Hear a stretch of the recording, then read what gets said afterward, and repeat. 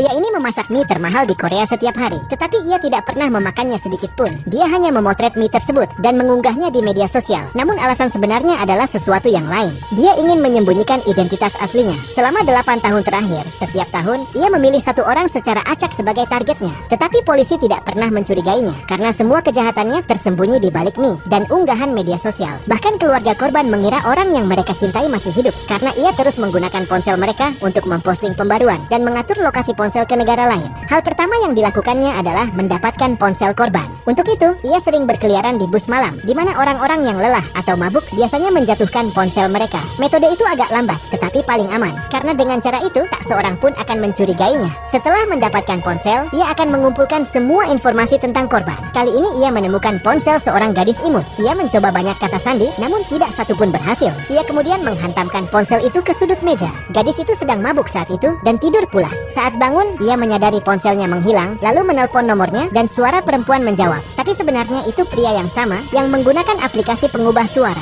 dan mengatakan bahwa ia menemukan ponsel itu di bus, tapi ponselnya sudah rusak. Kemudian ia memberi alamat toko reparasi ponsel dan menyuruh gadis itu untuk mengambil ponselnya di sana. Gadis itu tidak curiga sedikit pun. Ia pergi ke alamat yang diberikan. Itu adalah bangunan tua terbengkalai yang hampir tak ada orang yang datang. Saat masuk ke toko, ia melihat ponselnya dan layarnya memang rusak. Penjaga toko yang sebenarnya pria yang sama memberinya sebuah formulir. Ia harus mengisi semua detail di dalamnya. Yang paling penting adalah kata sandi ponsel. Gadis itu ingin ponselnya cepat diperbaiki, jadi tanpa pikir panjang, ia mengisi formulir tersebut. Sekarang pria itu memiliki semua informasinya. Ia mengganti kamera ponsel, memasang layar baru, membuka kunci ponsel dengan kata sandi, dan diam-diam memasang sebuah virus di dalamnya. Sekarang setiap data gadis itu akan langsung terkirim padanya. Sebelum pergi, gadis itu bahkan berterima kasih. Ia tidak mengetahui bahwa sekarang setiap tindakan, setiap panggilan, setiap pesan, bahkan arah kamera ponselnya sedang dipantau. Dalam beberapa hari, pria itu tahu semua tentang kehidupannya, dari kebiasaan, percakapan, bahkan rahasia yang tak ia sadari sedang direkam dari ponselnya. Di malam hari saat gadis itu tidur, pria itu mengendalikan ponselnya dari jarak jauh. Ia memeriksa semua pesan dan aplikasinya.